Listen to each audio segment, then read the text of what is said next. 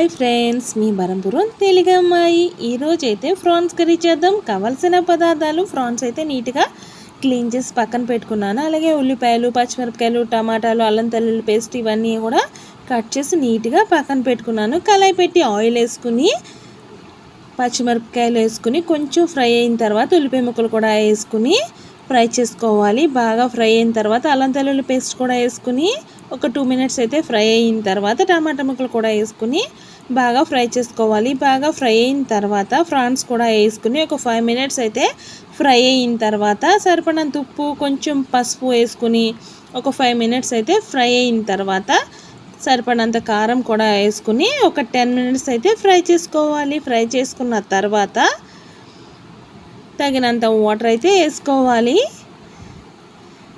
తగినంత వాటర్ వేసుకున్న తర్వాత మూత పెట్టుకొని ఒక 20 మినిట్స్ అయితే ఉడకనిద్దాం.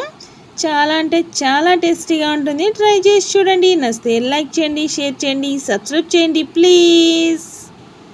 ఒకసారి అయితే ట్రై చేసి చూడండి.